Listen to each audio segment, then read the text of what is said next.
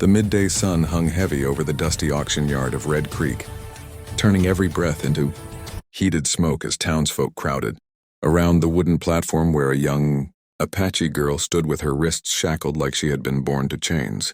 She looked barely 20, small and silent, her long braids falling messily over her beaded buckskin dress, a garment that had once belonged to a life far different from the one she now faced. No one knew her name, not because she hadn't spoken it, but because nobody had bothered to ask. To them, she was merchandise, another prize dragged from a skirmish on the edge of hostile lands. The auctioneer stood proudly beside her, his voice booming across the town square, shouting prices as if he were selling livestock. Half price. Half price for the Apache girl. Strong, young, quiet, likely obedient. But the crowd only shifted uncomfortably, murmuring to one another, some shaking their heads, others spitting into the dust. Women whispered that she must be dangerous.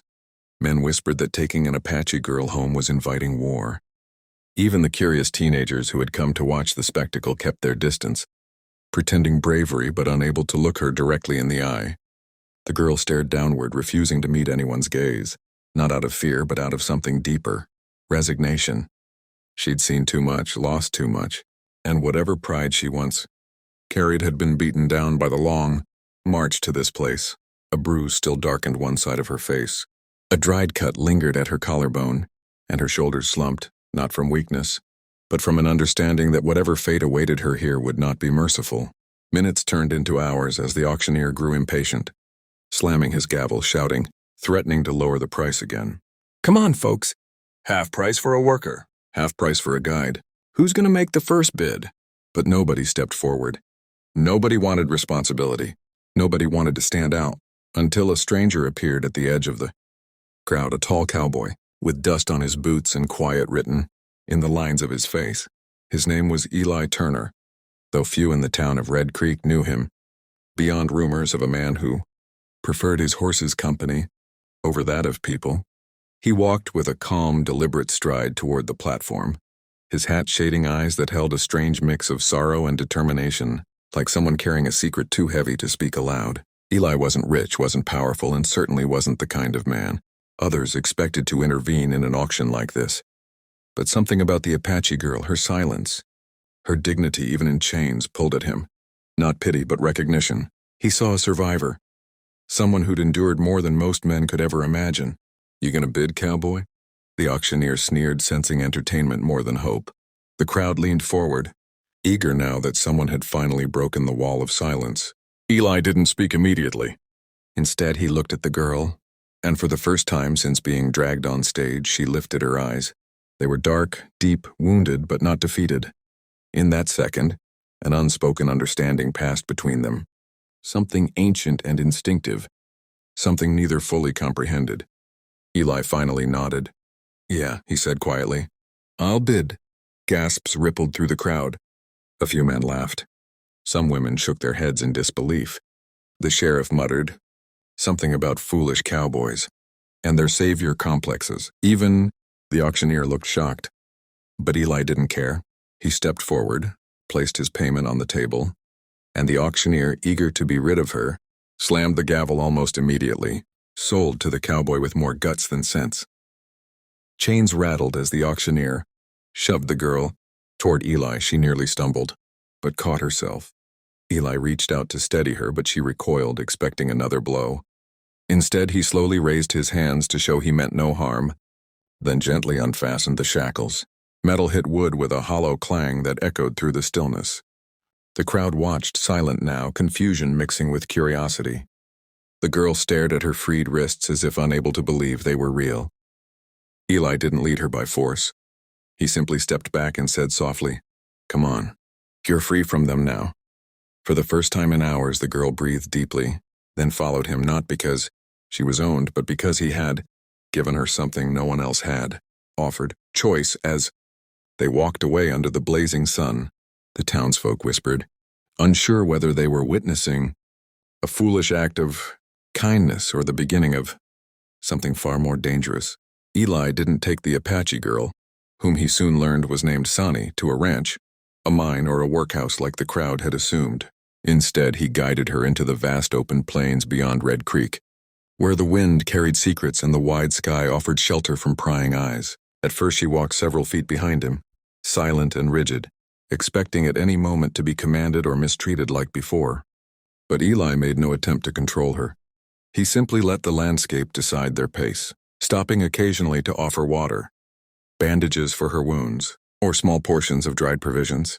Sani accepted them cautiously, still suspicious yet unable to ignore the calm gentleness in the man who had purchased her freedom rather than her service.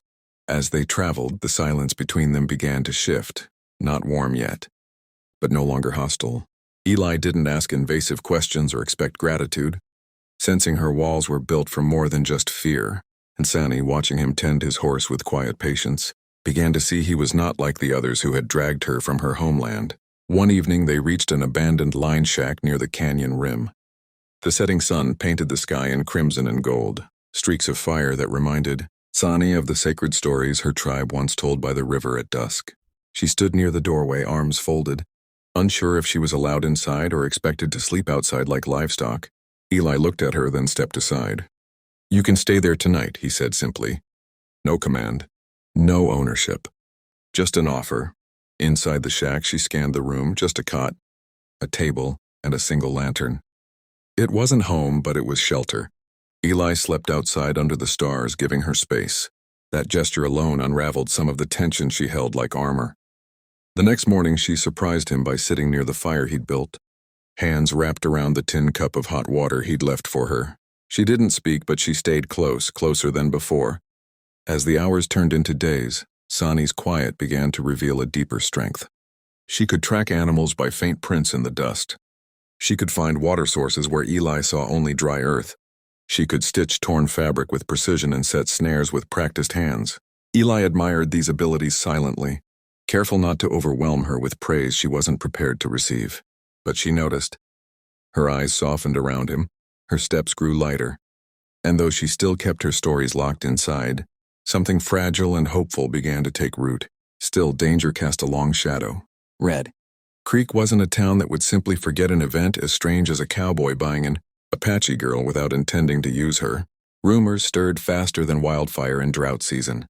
Some claimed Eli had taken her to extract secrets from her tribe. Others said she would turn on him the first chance she got. And a few whisperers, men, with greed in their eyes, wondered if they'd let a valuable prize slip through their fingers too easily. So when hooves thundered across the plains one afternoon and a group of armed riders appeared on the horizon, Eli knew trouble had finally come knocking. They were bounty hunters, opportunists who branded themselves protectors of the town, but were little more than vultures circling profit.